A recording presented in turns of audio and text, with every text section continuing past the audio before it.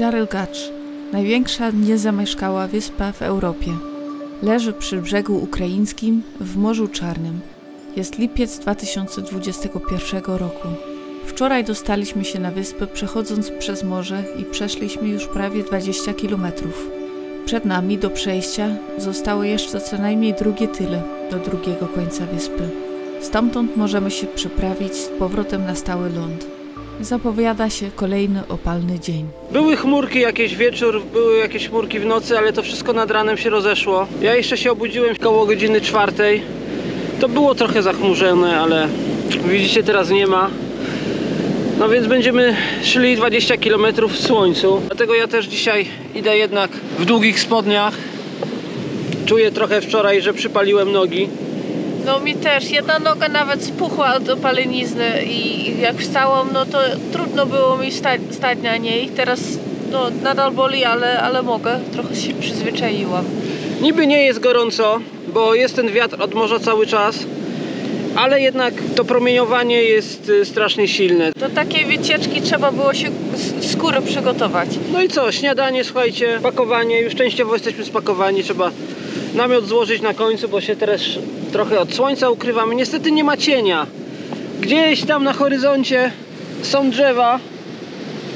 Nawet wczoraj myśleliśmy, żeby do nich pójść jeszcze przed spaniem, ale stwierdziliśmy, że jak będziemy chcieli uzupełniać wodę tutaj od księdza, to bliżej zostać 300 metrów od niego niż iść tam gdzieś kilometr pod te drzewa. Przejście 20 km, więc mamy tyle wody ze sobą. Mnie lekko boli głowa, ale może po kawie i może po śniadaniu przejdzie, a jak nie, to może coś zażyję. Nie mam apetytu. Wczoraj dużą porcję tego żarcia zrobiliśmy. No powiem wam, tak szczerze mówiąc, że ta wycieczka nie jest lekka. Nie. To nie jest takie wejście na popa Iwana i z powrotem, gdzie wszędzie jest woda, wszędzie jest cień, bo jest las, potem sama góra jest w ekspozycji. No ta na pewno logistycznie jest łatwiej. Tam. Chodzi o wodę, tak. Tak. Zasuwanie w tym słońcu jest ciężkie. No ale cóż zrobić, no chcieliśmy, przyjechaliśmy, no to zrobimy. To postaramy się przejść do końca. Jeśli dzisiaj zrobimy te 20 km, to tak naprawdę na jutro zostanie nam już bardzo mało. I wtedy to już będziemy mogli bardziej odpoczywać, więc jeśli byśmy znaleźli jakieś drzewa, to nawet możemy taką podwójną bazę na 2 noce założyć gdzieś tam. A tymczasem co Dorenda przygotowuje na śniadanie? Kanapki z masłem, sosem Cesare i serem. To jest już sos, tak? To jest sos, tak. A tu jest ser plawleny, kopczony, coś tam. Jeszcze mamy masło, jeszcze mamy, słuchajcie, sało i jeszcze mamy pasztet do jedzenia. A, pasztet. No i zrobiliśmy, słuchajcie, kawę. Nie mogłem się dzisiaj oprzeć, żeby nie zrobić kawy, bo wczoraj nie było kawy i zrobiliśmy pyszną kawę.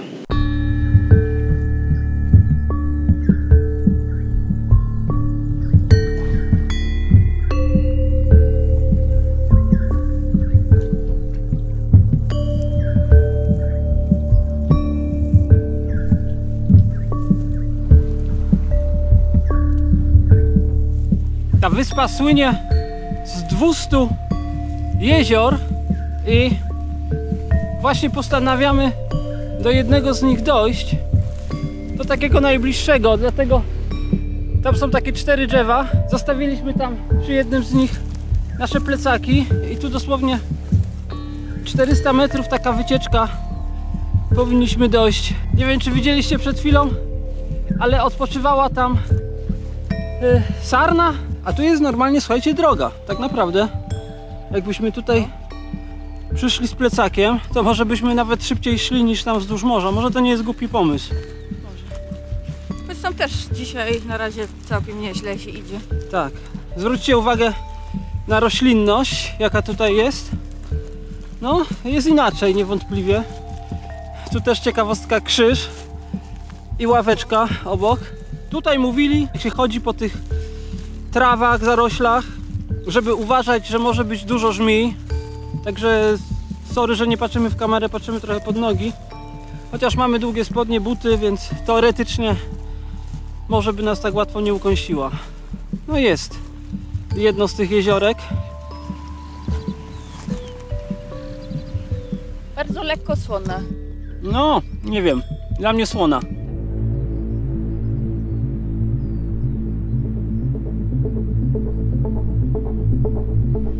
Jakie, Dorenda, ogólnie wrażenia? No, jest tutaj przyjemnie, jest ciszej. Gdzieś tam na tle słychać szum morza, ale tutaj przede wszystkim słychać ptaszki i to jest fajne, taka odmiana. No, wszystkich jeziorek nie zobaczymy, bo jest ich 200 i nie da się tak bezpośrednio do każdego z nich dojść. Pewnie trzeba by po wodzie brodzić. Pewnie tak. A nie chcemy już chodzić boso, bo znowu spalimy nogi. No, choć byłoby przyjemne po wodzie. Ale powiem wam, że tutaj jest inaczej niż nad samym brzegiem. Tu jakoś nagle 400 metrów dalej, a zmienia się ta wyspa. Jest troszkę chmurek, tak mi się wydaje, że dzisiaj słońce tak nie pali jak wczoraj. Fajniej by było, jakby troszkę zaszło, to myślę, że z wiatrem by się w ogóle lepiej szło. Tak. Ale 20 km mamy, po 3 litry na głowę wody, raczej damy radę bez problemu. A w nocy było, słuchajcie, ja też się tak przewracałem z boku na bok, bo jednak spiekłem nogi i tak piekły. I dziwne uczucie, bo przez północy mi się wydawało, że jest mi zimno, a drugie północy, że jest mi ciepło. Tak, w pewnym momencie było tak gorąco, że się obudziłam, a wcale nie byłam nawet, nie, wtedy jeszcze byłam przykryta, ale tylko takim cienkim kocykiem polarowym odrzuciłam to i nawet nadal było ciepło i trzeba było wietrzyć namiot w ogóle, Tak. a później znów było zimniej. Mieliśmy, nie wiem, północy właśnie zupełnie jakby otwarty, północy zupełnie, może nie zupełnie zamknięty, ale przymknięty namiot.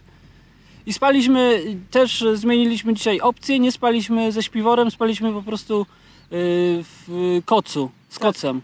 I to zupełnie wystarczało. Ja zdjąłem spodnie, na początku myślałem, że będzie zimno, że trzeba w spodniach spać, ale później zdjąłem spodnie, zdjąłem skarpetki, spałem w tej koszuli, co teraz jestem i w samych majtkach i w zasadzie chyba całą noc bez przykrycia. Także na drugi raz, albo jak wy byście się tu wybierali, to myślę, że dobrą opcją jest tarp, ewentualnie tarp z moskitierą, chociaż jak się rozbije tam blisko wody, blisko morza, gdzie jest wiatr od wody, to komarów nie ma za dużo. Tak.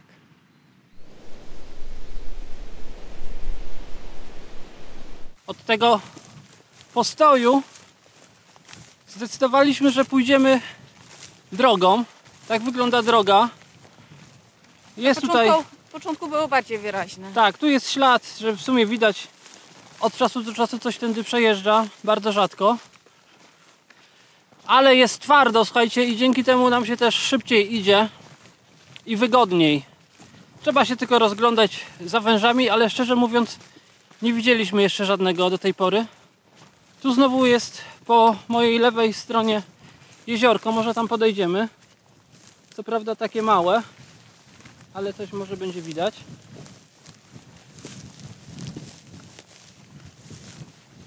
Więc patrzcie, że na wyspie jest wyspa. I to jeziorko ma kolor taki czerwonawy, więc pewnie jest, ma domieszki jakieś rudy żelaza. I może też nie być słone, ale chyba nie damy rady tego sprawdzić, bo Wpadnę do wody. ciężko się tam wychylić. No i co? Idzie się, słuchajcie, nie powiem, że super, ale nie najgorzej. Chyba jest gorąco, bo bardzo się pocę, kroplami leją po twarzy, ale jakoś nie doskwiera bardzo. Tak, Szczęście. ale na pewno jest dużo szybciej niż chodzenie po piasku. Tak. I jest tak spokojniej, bo tam jednak cały czas woda uderza o brzeg i wprowadza taki niepokój. A ja tutaj zauważyłem jakieś pół godziny temu, że zacząłem po prostu odpoczywać wewnętrznie, że poczułem spokój, że nie mam cały czas tego uderzenia tej wody w uchu i mogę się zrelaksować. A tam było właśnie inaczej. Także jak dla mnie to tutaj spoko, na plus. No, tak. No i są zwierzęta. Może trudno jest filmować, bo zazwyczaj jak my je widzimy, to one za chwilę uciekają, ale ptaki, jakieś zające.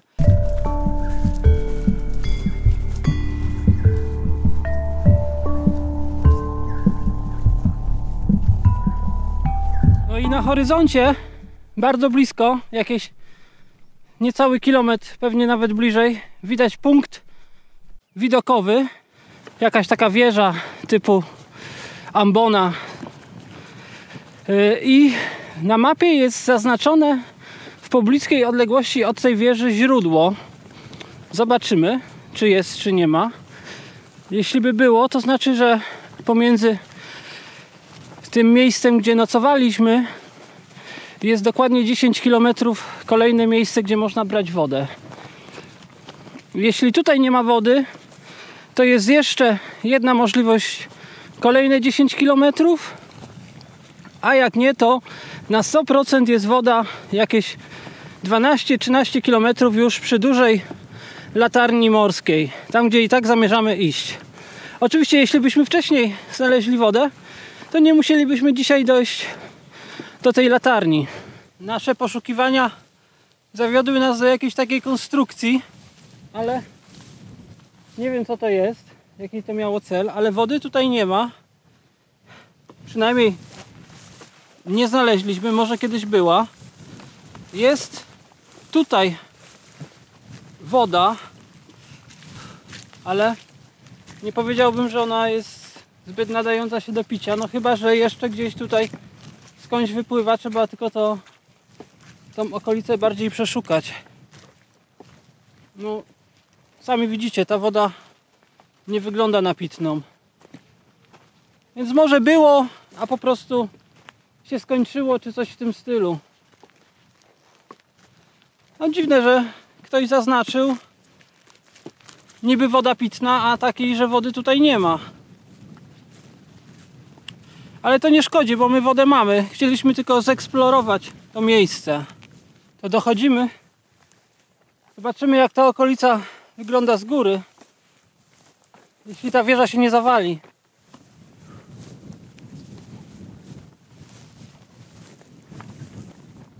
Wygląda dość solidnie.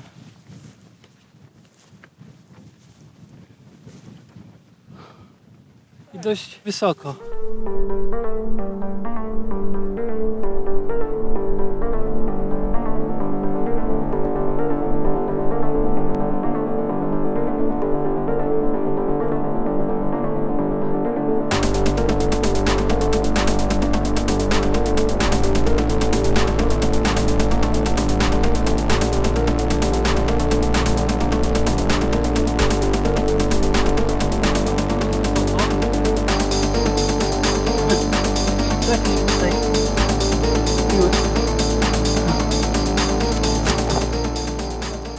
Słuchajcie, bocianie gniazdo. Niemalże, można powiedzieć. Teraz wam pokażemy tu okolicę. My generalnie gdzieś idziemy w tamtym kierunku. No a tutaj najciekawiej i najładniej wygląda ta okolica, czyli zaraz brzeg morza. No tylko tam nie ma takiej utwardzonej drogi, tam jakbyśmy przeszli, to musielibyśmy iść znowu plażą.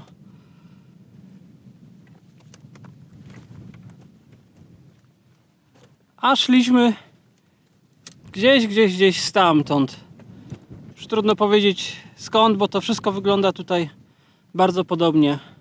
No to jeszcze zobaczcie tamtą stronę, tam ostatni plan, białe budynki czy coś w tym stylu, drzewa, no to tam już jest kontynent. Skadowsk. Ostrożnie, Dorenda.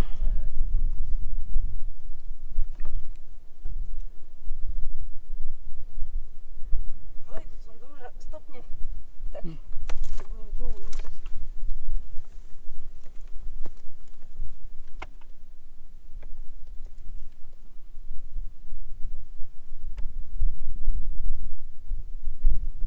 Posiedzieliśmy tu trochę w cieniu tej wieży, zjedliśmy, odpoczęliśmy i jesteśmy gotowi ruszać dalej. Zrobiliśmy remanent wody i wyszło, że spokojnie koło 3 litrów mamy. Także 7 km, ewentualnie ponad 10 spokojnie na tej ilości wody powinniśmy przejść. Tak. Także nie ma żadnej tragedii. No i co? No, mieliśmy nadzieję, że uda się trochę się odświeżyć, czy coś, no to nie. Ale może gdzieś po drodze będzie jeziorko jeszcze z czystą wodą. Tak, a jak nie, to mamy morze z No, to potem. czystą słoną wodą. Potem, tak. No i zobaczcie, mniej więcej tak wygląda ta ścieżka tutaj. Zazwyczaj wysokie trawy, chociaż bywają też niższe. Od tamtego odpoczynku przeszliśmy już jakieś 8 km. Tutaj niestety pojawiły się komary. No bo jest dużo takiej wody jak tutaj stojącej i one się rozmnażają w tej wodzie i stąd ich jest tak dużo. A właśnie, słuchajcie, dochodzimy mniej więcej do kolejnego punktu, gdzie jest zaznaczona woda. Nawet 2 razy, więc jest większa szansa. Więc mamy nadzieję, że tutaj zatankujemy. Bo jakby tu była woda, to znaczy, że musimy dojść tylko do brzegu morza, jakieś 400 metrów i możemy się rozglądać za miejscem na namiot. To by było bardzo fajne, bo bardzo chcemy się kąpać. Tak, jest 16:30, więc to jest taka idealna godzina, żeby zakończyć dzień pracy i rozpocząć wieczór wakacji. Tak. No widać, że ktoś tu mieszka. Jest dużo samochodów, jakiś garaż, jakieś motory stoją w garażu. Są pieski. Pieski szczekały, nikt nie wyszedł, więc może akurat ktoś odjechał. A tak trudno powiedzieć, gdzie ta woda jest. Jeden budynek, gdzie niby była zaznaczona, no to tam jej nie było. Albo w części, która jest zamknięta na kłódkę. A druga to chyba po prostu w tym domu. No, niby tam jeszcze są jakieś takie budynki, ale ja wiem, czy tam jest sens iść. Możemy spróbować. Tam też przy tym budynku pisało stop kwarantanna, żeby tam nie wchodzić, więc nie wiem, czy tam ktoś jest chory na koronę, czy sobie po prostu wywiesili taki napis. Ale nie wiadomo, jak długo ta kaska wisi. Nie wyglądała na świeże. No, chyba że do Renda idziemy po prostu do plaży i do Majaka 3 km. No, Tam to pięknie. nie, już chyba nie tak daleko. Zaraz to sprawdzę. No, raczej jak jest woda, to jest w domu, a nie w tym budyneczku. No, raczej tak. Szczególnie, że tu nie widać, żeby tędy chodzili.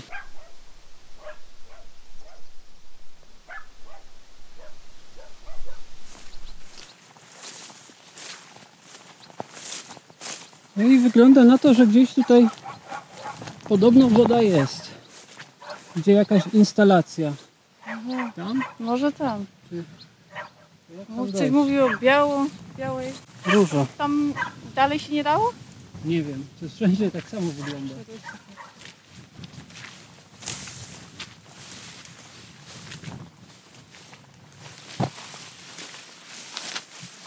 No, tutaj są prawdziwe bagna. No. No w sumie to by pasowało, skoro jest woda, to jest i bagno. A, jest woda. Tam cieknie cały czas i dlatego woda jest pod droga chyba, pod wodą. No tak.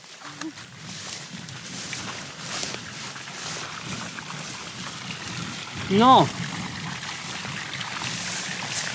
Woda! Jest nawet na... Ale... Poleciało. ale jak ją zdobyć, skoro wszystko jest zalane? Nie mogę tam dojść, bo tutaj jest zbita taka drabinka, taka kładka z jakichś desek i chyba nas w dwójkę z Derendą by nie utrzymała, więc będziemy to jakoś robić na raty. Ty już masz mokre buty? W środku jeszcze nie czuję. Tutaj akurat stoję dobrze, tam troszeczkę głębiej.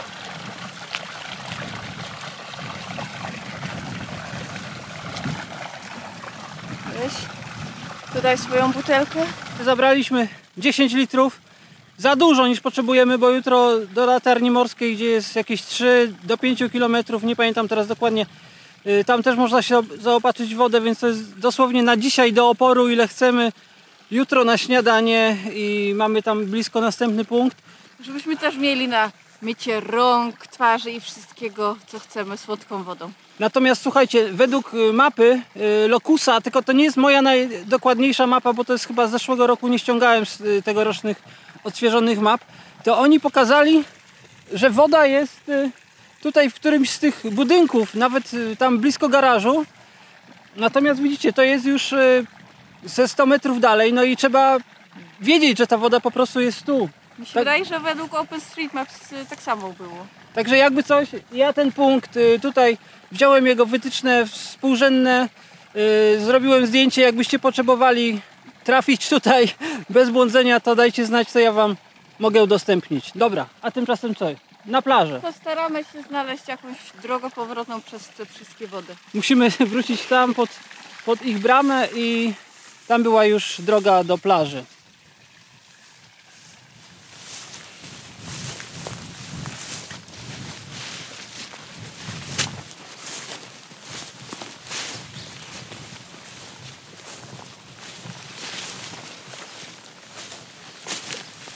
doszliśmy do morza. Tutaj ciekawostka, bo mijaliśmy jeszcze taki jeden domek i wygląda na to, że to jest jakiś taki turystyczny, może hostel czy coś takiego. Turyści tam chodzili stąd tam do domku i tak. A tu na samej plaży też Są jakieś wiaty, jest ławki. wiaty, parę namiotów stoi, więc pewnie ktoś tutaj sobie spędza wakacje. Z tym, że ja myślę, że To jest prywatne, nie? że tutaj pewnie to należy do tego domku. Też jest jakaś droga, więc no my raczej przejdziemy tam jeszcze kawałeczek i rozłożymy się jakby poza ich terytorium, żeby jak coś nikt nie miał żadnych pretensji. Ale w końcu jesteśmy nad morzem z powrotem. I są tu drzewa, więc mam nadzieję, że uda się znaleźć jakieś miejsce, gdzie można siedzieć w cieni. Tu gdzie jest wiatr, tutaj nie będzie komarów, a tam jak się zaczyna fala drzew i ja mówię fala, po prostu chodzi mi o to, że tam gdzie są trawy, to mogą być też komary i jak zajdzie słońce, to może się okazać, że ich jest dużo. A wtedy już cień nie trzeba. Tak. Tu możemy posiedzieć gdzie indziej. Pytanie, gdzie rozłożyć namiot, nie? Najlepiej byłoby w cieniu, wtedy rano można by dłużej spać, bo tak to nas o 7 budzi słońce, świeci po prostu w namiot i robi się 35 stopni w środku i nie da się usiedzieć. A tak to byśmy spali do 10. No jutro, Nie wiem, czy to jest dobre. jutro, słuchajcie, już mamy taki, nie musimy dużo chodzić tak naprawdę, bo majak, do którego chcemy dojść, no to jest 3 km chyba, coś takiego. Ewentualnie pójść na drugą przystań, jeszcze 10. No więc to wszystko tak na luziku. Dzisiaj zrobiliśmy, myślę, około 20 km w linii prostej, więc pewnie trochę więcej. No, ale było lżej niż wczoraj. Zdecydowanie lżej, może już też przywykliśmy i Może też, ale po prostu ziemia była twardsza. tak.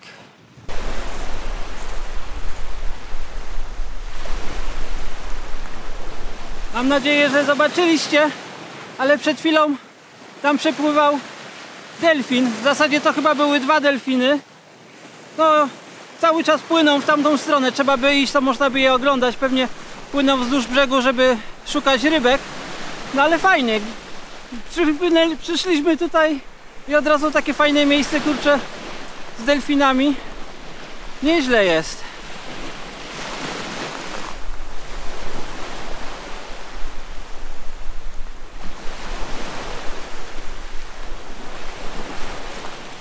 Tu już blisko tego majaka, czyli latarni morskiej, jest troszkę ludzi i myśmy z początku szukali jakiegoś miejsca pod drzewem, ale ostatecznie zdecydowaliśmy się po prostu tak, rozbiliśmy sobie namiot, bo wydaje mi się, że te wolne miejsca, co zostały gdzieś tam przy drzewach, to po prostu są toaletami takimi tymczasowymi, więc tutaj będzie spoko.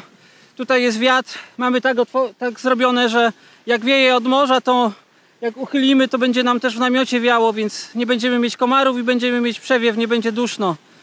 No, także spoko, słuchajcie, relaks, ładowanie baterii, ustawiłem panel, ale widzę właśnie, że słonka nie ma, ale może coś podładuję, zobaczymy.